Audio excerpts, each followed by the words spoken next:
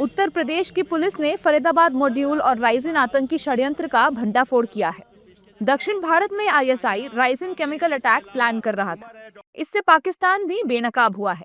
Faridabad module और राइजिन terror plot का पर्दाफाश होने से एक बात तो साफ हो गई है कि पाकिस्तान भारत के अंदर किस तरह से गहराई तक घुसपैठ करने की कोशिशों में जुटा हुआ है। दिल्ली के लाल किला मेट्रो स्टेशन के पास ब्लास्ट करने वाले फरीदाबाद मॉड्यूल ने करीब 3000 किलोग्राम अमोनियम नाइट्रेट जमा कर लिया था। इससे साफ जाहिर है कि भारत में तबाही मचाने के लिए कितने बड़े स्तर पर हमलों की प्लानिंग की जा रही थी। दिल्ली ब्लास्ट की जांच में अल फलाह यूनिवर्सिटी को शक के घेरे में रखा गया है, जिसे लेकर बीजेपी नेताओं ने कहा है कि ये बहुत दुख की बात है कि विस्फोटों का एक नया दौर शुरू हो गया है। देखो ये मुझे बहुत अफ़सोस के साथ कहना पड़ रहा है, ये इंटेलेक्चुअल जो टेररिज्म का एक नया दौर शुरू हुआ है, एक पढ़े लिखे विस्फोटकों का एक नया दौर शुरू हुआ है, वो देश के हित में नहीं है, किसी के भी हित में नहीं है।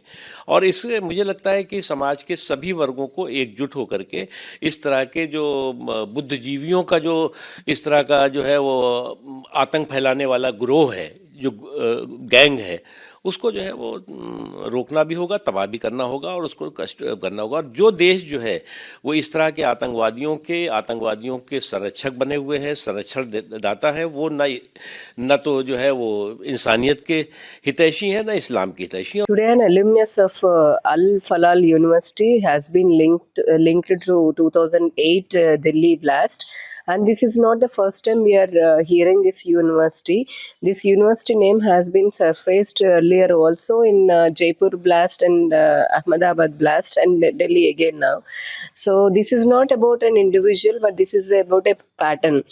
Our country has bled a lot, and this is the right time that we need to stop these hidden rats.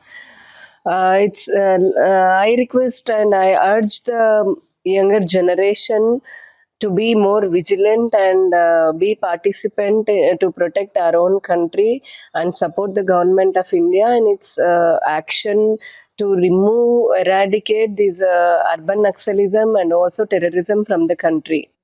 वहीं दूसरी ओर दिल्ली ब्लास्ट को लेकर कांग्रेस के वरिष्ठ नेता संदीप दीक्षित ने कहा है कि मामले की जांच की जाए और अगर कोई आतंकी गतिविधियों में लिप्त है तो उस पर कार्रवाई होनी चाहिए।